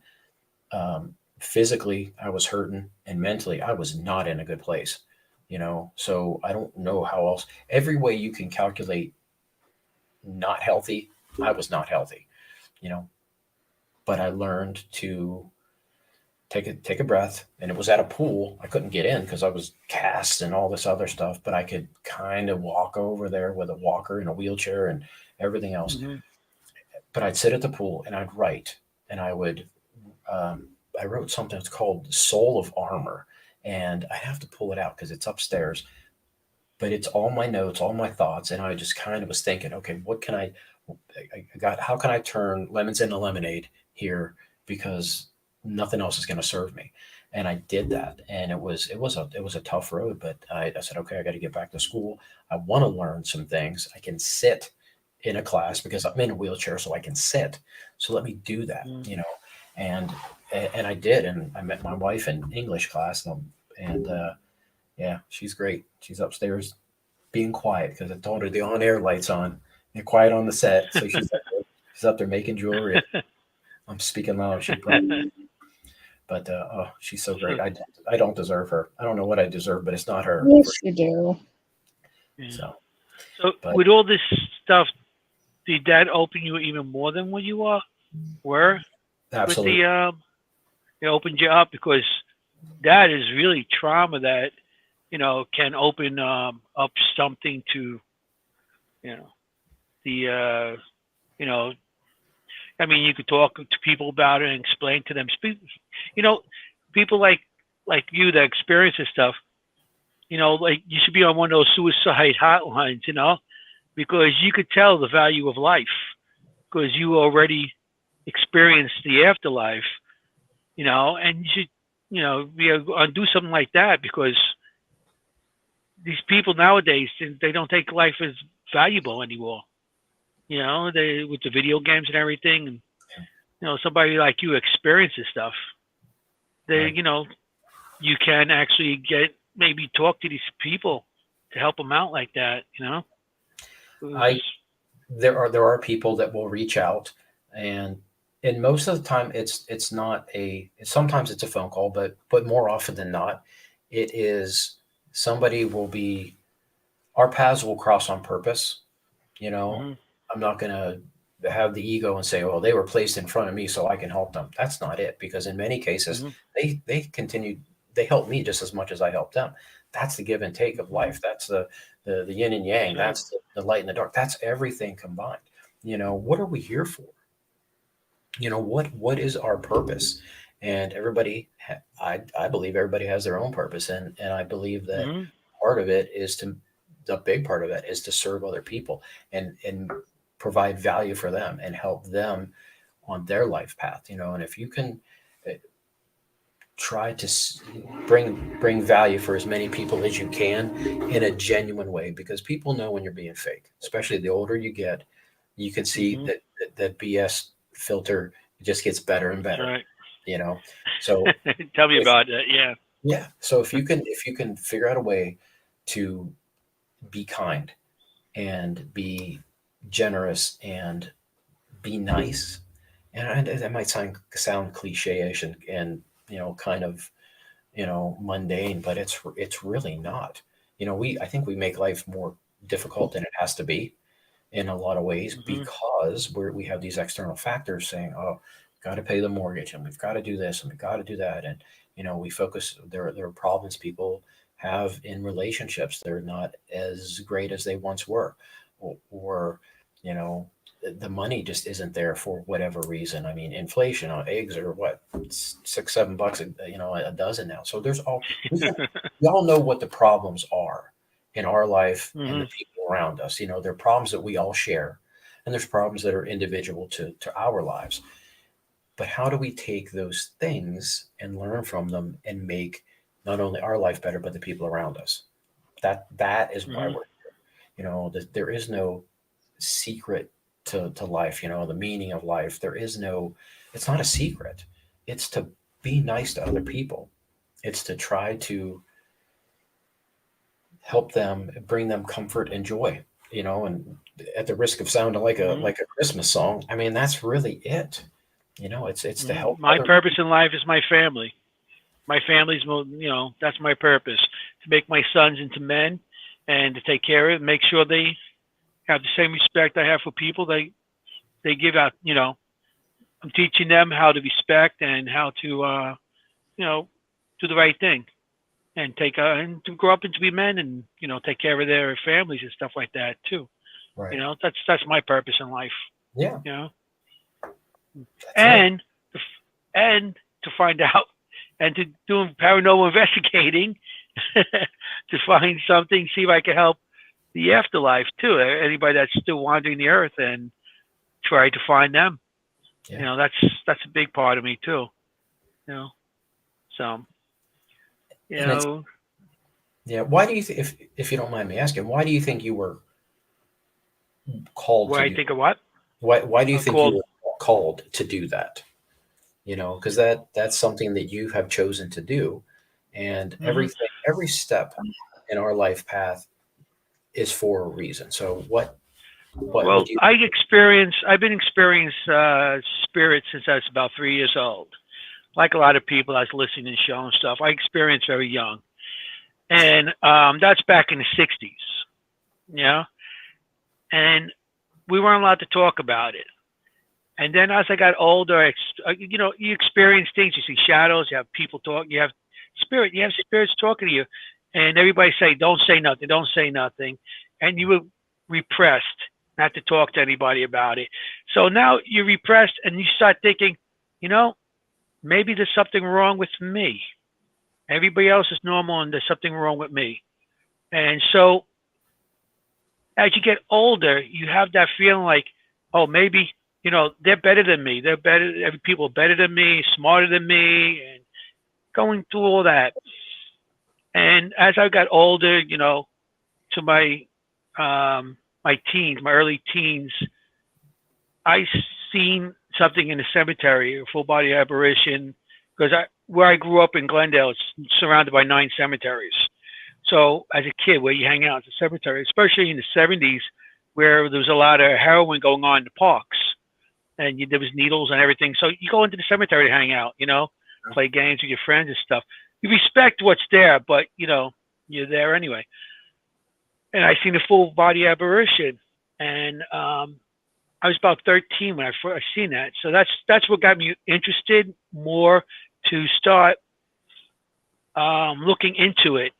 and start investigating. I used to go to cemeteries by myself with dowsing rods, and I didn't know what I was doing, but I was there. And I wanted to find out why I seen these things all my life, and I can't talk about it. So I want to see if I could catch something and prove there's nothing wrong with me. It's Right. just something that's part of me, you know. And so as I got older, you know, I started when I was 13, started investigating, you know, going cemeteries and little places. As I got older, I started seeing more things and experiencing more things, and I started, you know, getting more experiences that I couldn't explain. Mhm. And so in '96, that's when I started my team. I started a team, Seekers Club Paranormal. And back then, it was 3 people on my team because nobody, it was me, myself, and I, because nobody wanted to be part of it, Right. you know? Yeah. Because everybody was like, oh, no. Not till like 2000 and 2004 is when the show started, you know, 2004, 5. That's when the show started coming. And that's when it became more popular. So that's when I started getting into equipment and stuff. And that's why I got more into it, a lot more into it. And then I started finding people that are like-minded with me. And it opened up a new world to me. Because up to that point, everybody thought I was something wrong with me. Every group I went into of people always like gave me faces and looks. And, you know, now I'm with a bunch of people that have the same thoughts as I do. And they see the same thing. And they're not looking at me like I'm some kind of freak. Right. You know, so that's when I started opening. I started bringing more people, getting more people together with me, and we started, you know, socializing and started going investigations.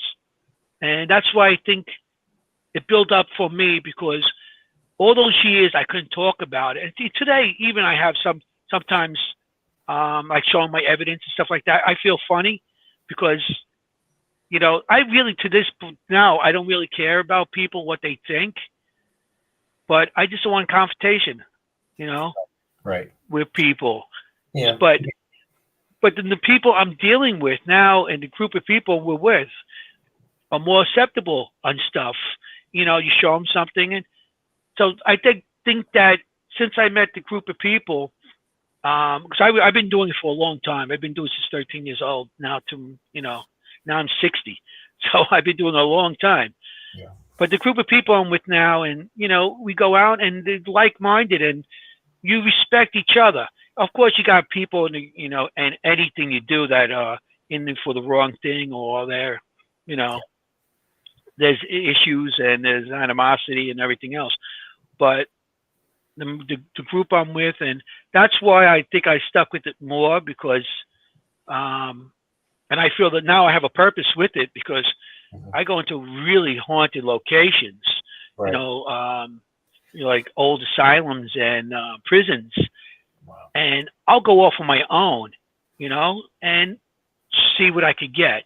But so I have a purpose to see if I could find something to maybe help now a spirit cross over, or just acknowledge a spirit that's there that doesn't know that they're, you know, that they're dead or whatever they may be, you know, and just tell them, you know, it's okay to go where you're going to go. So that's why I think I have a purpose with it now. And then Maureen asked me on the show, so now she's stuck with me. Well, you hit 2 key words for me, and you said that's something you wanted to find. And when you're looking for something, you're searching for something. And one of the things that resonates with me is, and many other people, is the old show with Leonard Nimoy, In Search Of.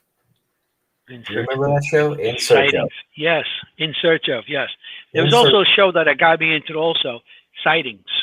Okay, that's a lot of stuff with that.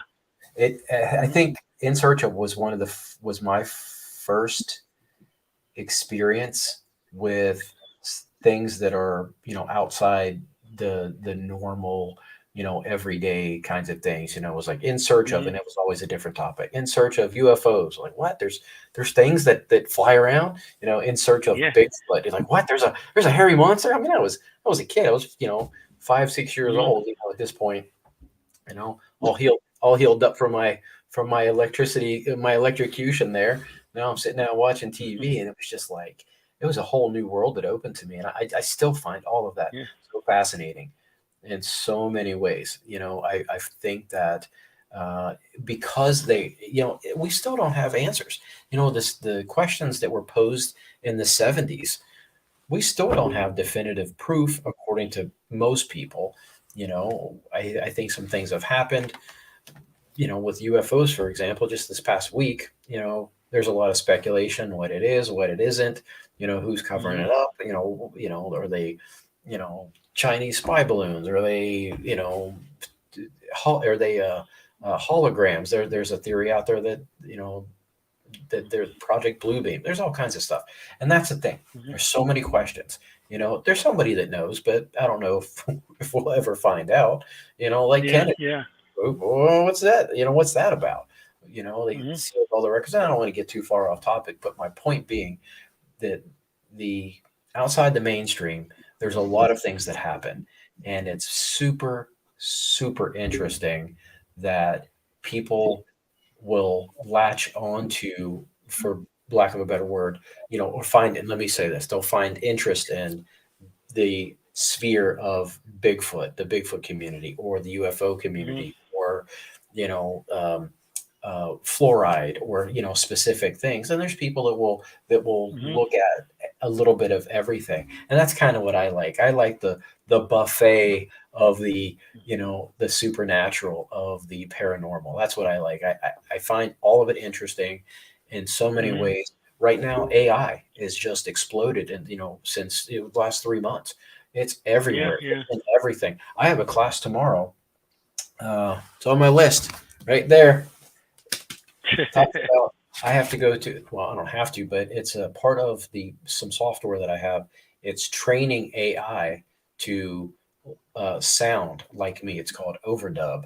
And so I'm going through this, reading the scripts, let it read my voice. And so when I edit, it will, if I can type in, once I train enough, I can actually type it in, and it will be me. I don't have to record my voice. It's all there. And it's the most interesting thing to me. Do I find it a little bit unnerving? I do, but it's not my voice, but it sounds pretty close, and same thing with that could get you scared too. Like, then that's somewhere printed on some kind of, in AI, or on some kind of program or something, or some kind of chip, your voice. So what keeps somebody from hacking into that and using your voice for something else? They have, is that the missing piece of the puzzle? That's part of where my brain goes, because they already have, if you've had an iPhone 4, that, remember that it was the thumb, it was the biometric, it was the thumbprint. That's how you turned your phone on, right? Then the next one came out, it scanned your face. So now it's got your thumbprint now and your face. Siri's always listening. You could. That's right. Right now. Hey Siri, what time is it? It's 9:08 p.m. See, there's like 4 of them around. And if they weren't listening, you say, well, they're only listening for Hey Siri, but they're listening for Hey Siri. So what else are they listening for? I don't know. Yeah. Being in the military and working on some of the projects that I've worked on, they're going to do what they want. There's really not much as a civilian that you can do. I mean, there's just about there's a camera and everything, just about. There's a microphone somewhere. I mean, I've got 4 microphones. 1, 2, 3, 6. I have 6 microphones. Oh, 7 if I include my watch. That's just microphones. What about cameras? And all this other stuff. So AI, Just your cell phone. Your cell phone. You have it on you all day long. They can open up to anything. Yeah. So I never put it on silent. So I've actually typed something into my laptop, and when I've gone back over to my cell phone, whatever I searched on my laptop, it was in my cell phone. So they said they're not doing anything. Please. Yeah, it's all linked. The cookies on the when you click for cookies, all that stuff everything is linked to somewhere, and it's either the information's going to either Google or, Apple or Amazon at the very least. Those three at the very least. And then who's Facebook? Who's to say that, and all these other companies, they buy and sell data. That's part of what they do, and somewhere buried in the 50, 60 user end agreements that we all click to say, yes, we understand. It's buried somewhere in there that we give them permission. I wanted to ask you too. I mean, not to change the subject here, but you said you were overseas and you have abilities. Did you experience anything overseas? Or, I mean, I'm not going to ask you about your missions because you probably can't talk about most of them, but did you experience anything of the paranormal or cryptics or, anything from those areas? Or There was maybe you were Yeah. UFOs or something? We actually, the UFO, we actually had one follow the ship for a little while. It was interesting. And I don't know if I've ever been on record saying anything, but I'll say it now. I mean, it was 25 years ago, but I was out on the ship. I've only been on aircraft carriers, and I was on the USS America. And I want to say we were in the Red Sea. And I was out on the little pieces of the ship that stick out. They're called sponsons. I was on sponson 6, and I'm out there, and my duty was to make sure we weren't throwing plastic in the sea. So if anytime somebody came out to throw garbage, I had to look in there and say, okay, that's just food, and then they would throw the stuff over. Well, I remember seeing this thing that looked like the moon. It just looked like the moon. Excuse me. I'm going to turn the heater off. Excuse me, just a second. Okay.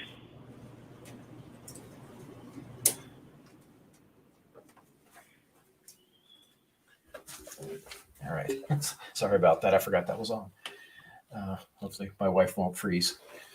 But it looked like the moon up there, and it looked like somebody had a crane and was just hanging off the side of the ship because it was pacing us exactly.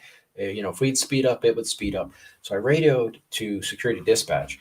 So at that time I was a policeman, military policeman. So I radioed to dispatch, and I said, hey, we've got a light back here off the starboard stern. Can you call to the bridge? And he said, roger that. So he called up to the bridge, and they gave me a report back. They said, roger, they see it too. And then they launched a couple of aircraft to go and try to shoot it down. Well, there was an F-18, F-14.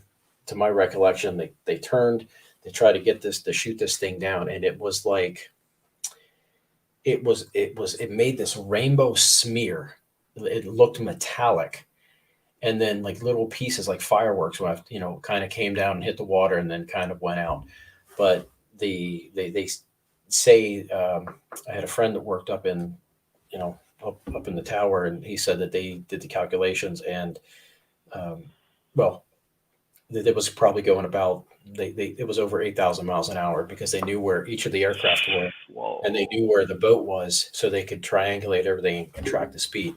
And we actually had an admiral come on, and he said, gentlemen, some history is not for the books, and kind of talked about that, and us to not talk about it. But it was a long time ago, and now that USS America is at the bottom of the ocean. So they did they sunk it. It's actually on YouTube. If you Google USS America sinking, they use it for torpedo practice to see how strong they, and get the data so they can make the next generation of ships much better. So, since you were out at sea, did you see anything come out of? Here I go, knocking everything over. Did you ever see anything come out of the ocean that went up, like lights in the ocean that came up, and like a UFO that coming out of the ocean? I know those things like that happen. Yeah, I never saw light come out of the ocean, but I saw something. I was up there. We worked on the flight deck. At this time, I was an aircraft director. If you ever see Top Gun, those guys on the flight deck that are directing all the aircraft, I had that job as well. And I'm up there, and I told my chief, I said, "Hey, chief, look in the water, because you have these headphones on, you can't hear anything. You got the microphone, but I said, look." So he looks over. I thought we had an oil spill. He's looking, and he's like, "I don't know what that is." And it was a perfect circle. It was probably, we were up on the flight deck, so we're pretty high up.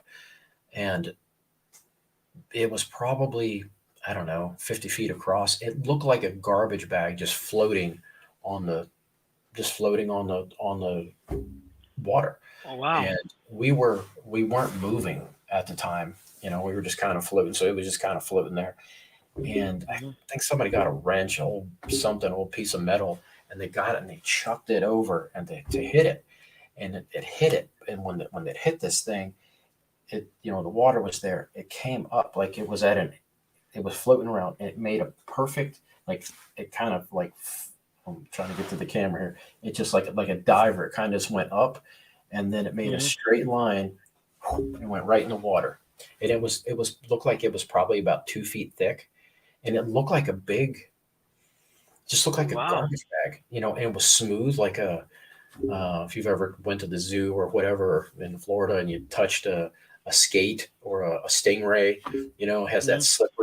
that slip, that's what it looked like. It had that, but it was wrinkled. It was a And, little bit wrinkled, it just looked like a garbage bag floating on the water. So oh that wow. I saw, yeah, And it's 50 feet, about 50 feet it was huge. It was huge. circular. Yeah, And when you said when you threw that thing, it went through it or bounced off it? it looked like it just. I didn't throw it. Somebody else did, and it went. Yeah. It looked like it hit it, and it just kind of like when it did, it just kind of went up and then straight down. So I don't know if it went. I don't think it went Oh through it because wow. the thing looked solid. So, but that was interesting. Yeah. There's all kinds of cool stuff. Like I don't know if it's paranormal, but there was one time that all the clouds were very, very, very low. You could actually Mhm. like reach up and touch. I mean, it was like you were in a room. If you ever stood on a ladder and your head's next to the ceiling, the cloud Yeah, ceiling yeah, was like that. So that was neat. One time we went through a rainbow, and I always thought rainbows were in the distance. yeah. We went through the rainbow. I remember standing there on the flight deck, and I was all like red, and then it was just like when you're at You a went nightclub. through a rainbow. That's We went, interesting. we went through a rainbow, and I didn't think that was possible. I always thought Wow, I didn't think so. that the visual light was something that you were seeing. We drove through Yeah, it. We were at the end of a rainbow. I was looking for some gold. All I had was an orange yeah, shirt, but yeah, that yeah. that You should have had a green outfit on with a little leprechaun hat. and a bowl of I lemon. mean, they look like they're far away from us because they probably are at the time, but they have to come from somewhere, Yeah, Yeah, and I, I mean I really, it's a break of light. It's a spectrum of light that it's over because of the clouds or where the atmosphere is. If it's cooling or it's heating up, it's got to do with rainbows. But that's interesting. You went through it. I didn't think that would be possible I because did. that's actually light. It's light that if you break that light, it should disappear. That's where I look at it. We Huh? went through it. We were at the end of the rainbow. The whole ship went right through it. It was amazing. It was amazing. That's And like I said, I wild. thought they were in the distance because that's where you see them. But Mhm. I don't know. Hmm. Is it coming well, off? when I think I did discuss this on one of the other shows when we talk about chakras being the colors of the rainbow that had to have come from somewhere, and you know cats are really special because they're the only animal that can see the purple part of the spectrum, which is why they were so revered in Egypt, and they get to astral project, and they see spirits. So with a rainbow, spirits can show up because of water, and water creates rainbows. That's part of the purple part of the spectrum. So I do believe that, you know, with the rainbow showing up, um, there probably is something to do with, the paranormal. Yeah, I think it might have. I don't remember if it was raining that day, or I want to say that it was, but I don't remember. I remember the rainbow. I remember going through. You That's know, interesting. it was really cool. So I had that, and there's some other. I don't know if that was paranormal or just a cool thing that happened. Um, Hmm. you know, but there were some paranormal things that that were just deeply spiritual. I was in Yeah. Israel. We went to the Wailing Wall, so I prayed at the Wailing Wall. I went to Bethlehem. I went Wow. to, I was in Jerusalem and Bethlehem and Tel Aviv and a bunch of places like that. So that was really, really interesting, because a kid from Hazelwood, Pittsburgh, or it was just Milltown, we didn't have a lot of money. Nobody had a lot of money back then. The mill shut down and everything just kind of went flat. The older folks had a little bit of a pension, but not much, because they were, they just didn't. They were running off the steam like everybody else of what they had, so it was nice to go out and do a lot of things and, go to the museums in Paris and, have just, eat spaghetti and pizza in Italy and, which is not like our spaghetti and pizza, by any means. It was almost burnt. I was like, why is the bottom so burnt? I was used to the big, thick Chicago style pizza, Yeah. but it was still a very, very good experience, overall with that kind of stuff. It was neat. It was really, really neat. You've had some Yeah. really cool experiences. Yeah, I'm lucky. I'm lucky in a lot of ways, and at the time I didn't, it was like, this is the 16th time I've come to Italy. You know what I mean? It was like, Oh my God, that's right? horrible. I know. And when you do that every day, not every day, but when things are no longer new, sometimes they're no longer special, whether that's visiting a place or a relationship or whatever, so, but it was nice to go and experience those things that I have not, that I didn't experience up to that point, and I may never get a chance to go do them again. Yeah. Yeah. And then you'll miss out on it. It won't be like, shit, here comes that burnt pizza again. But now See- that I'm older, I know that it wasn't burned. It was just, that's how the oven is. That's how they make it, yeah. Yeah, and then the was it the stone ovens they use over there with real wood and burning wood and stuff? Yeah. That's interesting. See, when we get somebody on the show that been in the military and been overseas, that's why I always like asking questions about if you've seen something, because I'd never been off the East Coast. I did with the West Coast once, and maybe, but it's interesting, especially as somebody that's an investigator like me, that if somebody sees something over there, those to me, those are great stories, because overseas, some of the oldest buildings and some of the oldest cultures were from that era, and castles. Oh, I'd love to see the castles in Ireland or Scotland. That's something I would love, But the history that you experienced, and as an investigator, I just like.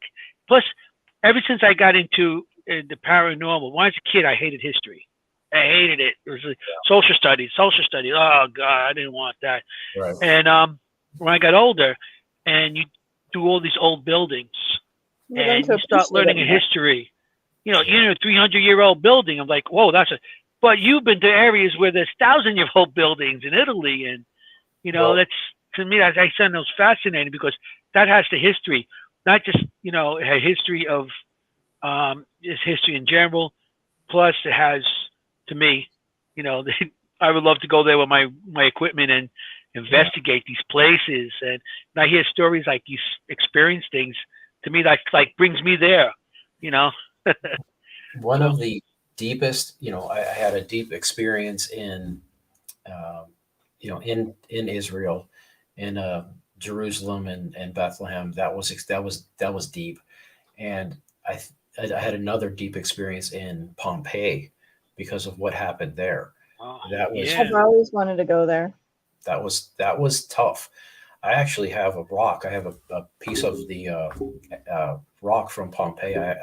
I collect rocks everywhere. My wife thinks, she's like, well, another rock. I have rocks all over the place. But I did it, ever since I was a kid. I have a small piece of the Colosseum. I didn't break it off. It was already broken off. So so it was just like that. And but in Pompeii, I bought rosary beads for my grandmother. They were all made out of the volcanic rock, which was interesting and polished. It was really cool. but the deepness, the spiritual part, the paranormal part, that was that was that was deep, because you're going through and you see like on a corner of a building, and it's a slab of marble with these, these depressions taken out, and that was those holes were where food went in. I mean, there would be, I could see it, I could smell it, I could taste it. I was there, and at first, again, I thought it was my imagination, but I experienced, it was almost like a subway, I guess. That's kind of what it was like. There was a bunch of different foods that you somehow put on, flatbread or rice or whatever it is they did. And you could have it however you wanted, but the food wasn't like, in some ways, like it is today. There was less in most cases. The portions were, a little handful. Now we want, if our sub isn't a foot long, like, it's too small, But back then it was just, like, this is your food for the day, And but Well, Pompeii was actually like that. What that area was, a marketplace, and it was supposedly like little fast food restaurants where they would grab a quick sandwich, or there were hookers there. It was a political forum where people would graffiti walls and say, vote for me, and this is what they would mudsling the other politician. People don't realize that. I think a lot of people aren't into history the way they should be. And it was kind of like a raucous downtown area, and that's what it was like at the time. It was all open air market, political forums, and mudslinging, and it was a bad area. yeah, walking those streets, and you see these ruts that were supposedly made by wagon wheels. How it must be older than we were told, or that people know. When you have wooden wheels and rocks, and you're digging grooves in there, like that doesn't happen overnight. I mean, No. and it was interesting to me to see the marble steps of different places in different countries that were worn down. How they had sandals. How you felt, basically, or a little bit of leather maybe, but just the amount of rubbing that had to take place, because one is, the marble's hard, everything else is soft.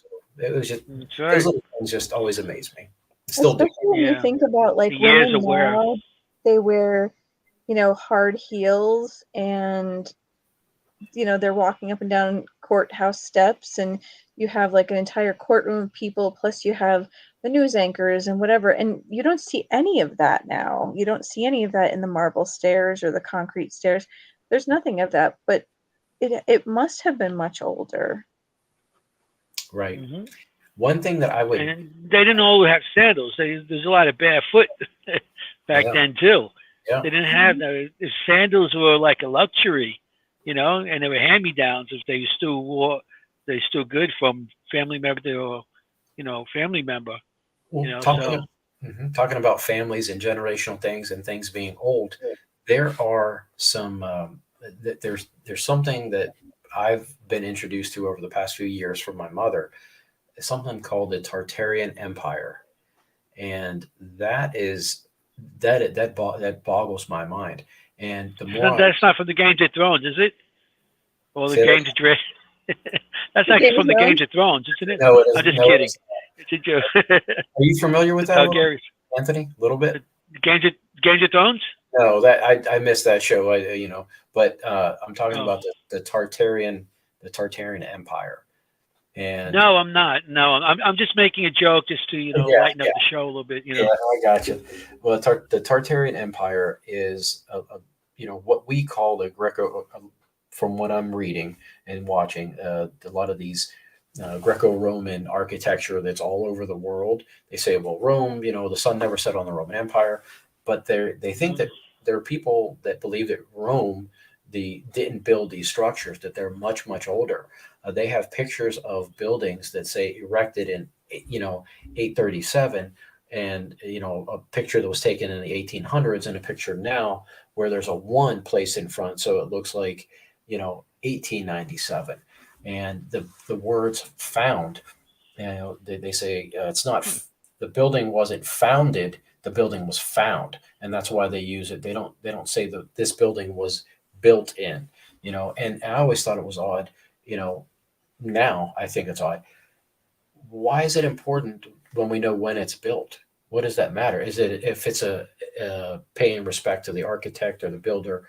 I can see that, but they don't use the architect and the builder's name. They just say the year. So why is that year being emphasized? I think that's pretty interesting. Yeah. But check it out. I think you might like that. I think you might find it interesting. The Tartarian Empire, the cover up. Tartarium. There's a lot of technology, including supernatural.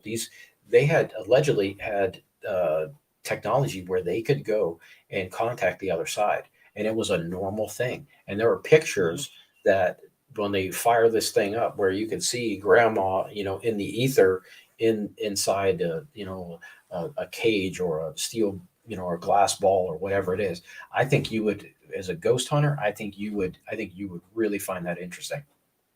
Yeah, I probably would. I'll check it out. Yeah.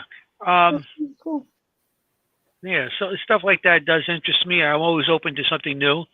Like I said, what I do, I'm always open to, I don't care how long you've been in anything, with the paranormal or anything you're in. You always have to be open-minded, and experience comes good. Experience helps you on a lot of stuff, but there's always that new thought that brings something else into it.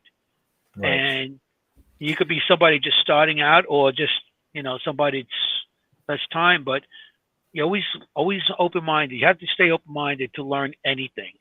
And especially if you're in a certain field or anything you're in, you should be open-minded on anything. So, yeah, I would love to hear your thoughts on that. Maybe if it's okay with you, can I send you some, can I send you a link to, some YouTube channels are better than others. So I'll send it to you. I'll put it on my to-do list right now. To-do list. Send the Tartarian. You have like 40, 50 things on there right now.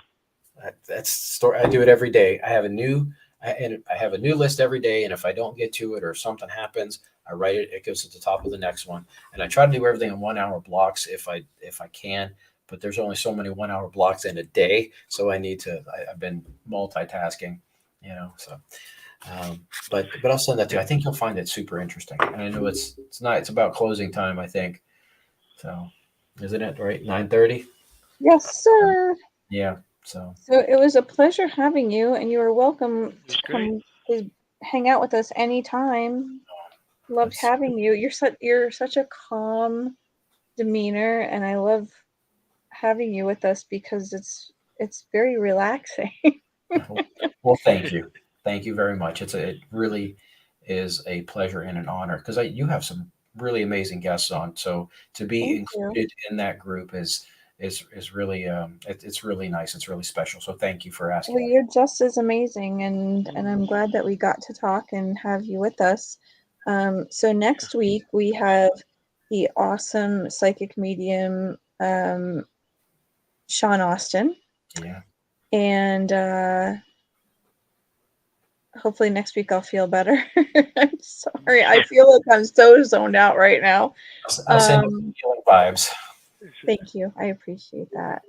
And I love you for it. So next week we will be here same day, Thursday, same time, 7:30 to 9:30. And as usual, it is Dimensions of the Supernatural with Maureen Grudzinski and Anthony Simonelli, and our fabulous guest, NORM DOMEK, a great friend. Thank you, Ron. I appreciate that. So we are signing out as usual with Anthony. Yeah. I want to say good night and forget about it. Oh. Hey. See you next time. Have a great week, everybody. Good night.